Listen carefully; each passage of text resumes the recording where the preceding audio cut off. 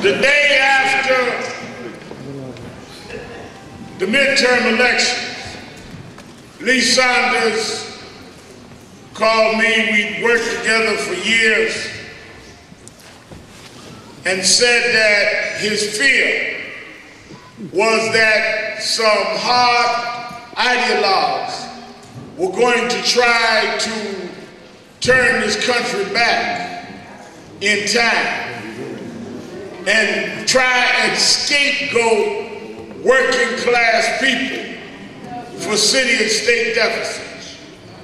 And he wanted me to work with him and others to unite the civil rights community, faith community, and labor community. The reason why it is not difficult is the same people that are members of the unions are members of the churches and are members of our organization.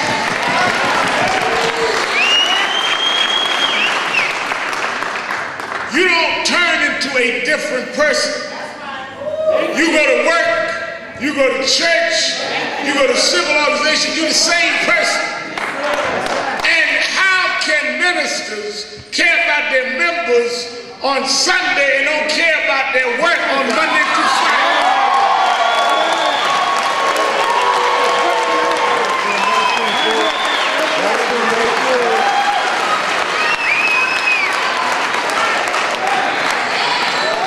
So Lee and I started a tour.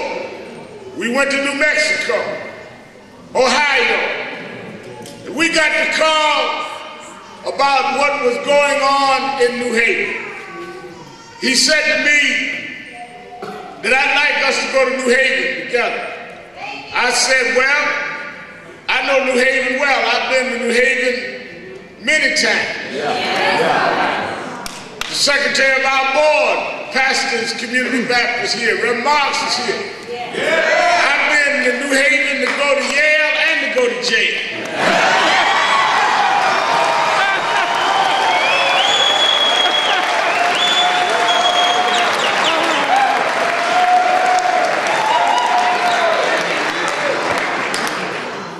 They said, well, the legislation in New Haven is not as bad as other places. They're not outlawing collective bargaining, but the mayor won't come to the table. Well, if you won't talk, then it's just as bad as ending collective bargaining. If you're not at the table to participate in collective bargaining, you have the same spirit as those that won't bargain in the first place.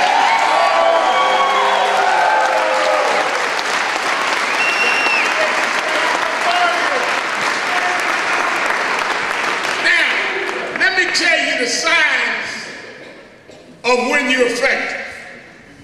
I've been in movement stuff all my life. When you know you're effective is when those on the other side start squirming and reacting. That's it. If there's nobody reacting to you, that means that you're not really doing action that bothers them. So 3 or 4 days ago, I started knowing y'all were effective because I started hearing crazy stuff. They start saying, well, why are outsiders coming? Every day, outsiders come to New Haven.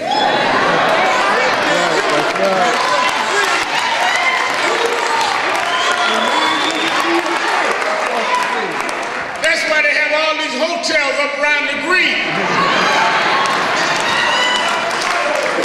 So if you come to spend money, or if you come to go to Yale, or if you come to sip cocktails at one of these mansions in the suburbs, you're welcome. But if you come to stand up for people that make this city work and to take care of their children by the sweat of their brow, you're an outsider.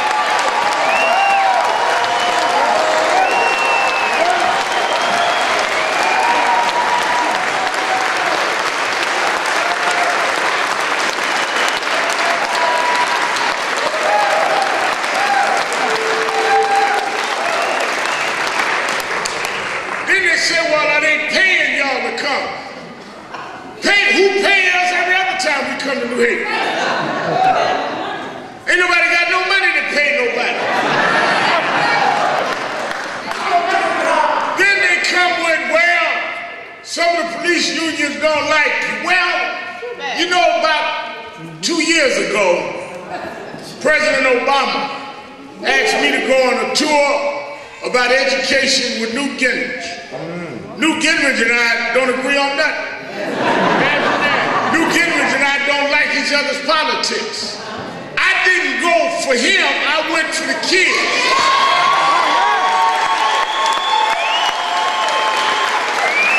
If you're gonna be a leader, you gotta stand for your members, even if you stand with folk you don't like, because you got to love what you're doing more than you dislike who you're not with.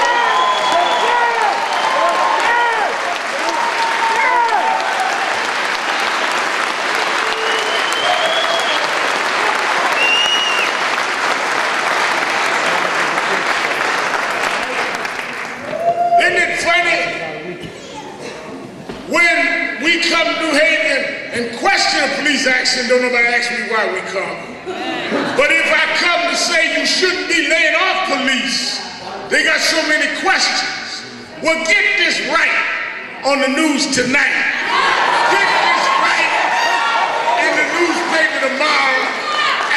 Sharpton is in New Haven for the police not to be laid off and treated wrong because it's the wrong thing to do.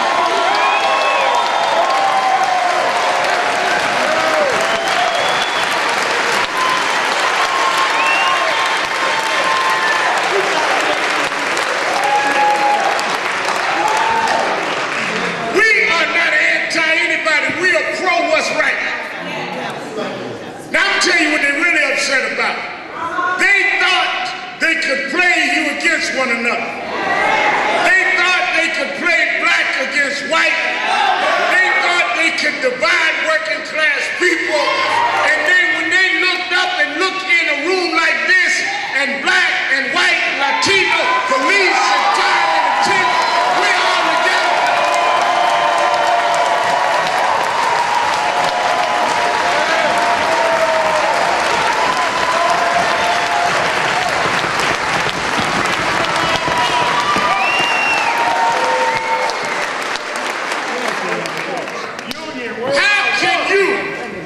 Allow the rich corporate barons break the economy. There was a federal commission that studied on where did the economic meltdown come from. It happened because of those corporate entities, bankers, that took unregulated steps, broke the economy. Then they took the money from the government and bailed them out, had stimulus money.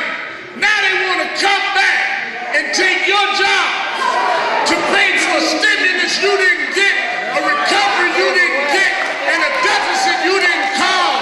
And they think we're too stupid to come together. We are together, and we're going to fight together.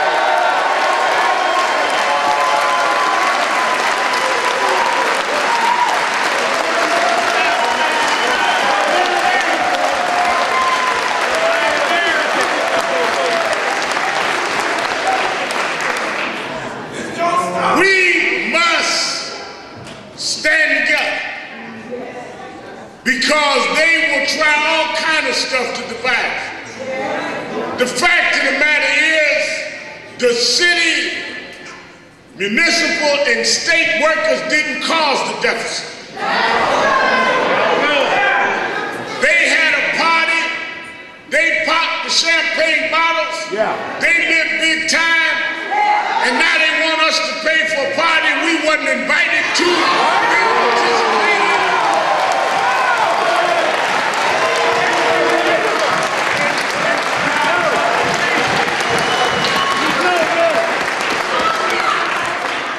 Well, Reverend, you don't understand. We're broke. We got to make sacrifices. Union has put sacrifice on the table. They put millions concessions on the table, that's not enough for you. And you have the audacity, the unmitigated gall, the arrogance to walk away from the table, from people that run your buses, that put out your fires, that risk their lives in crime-infested streets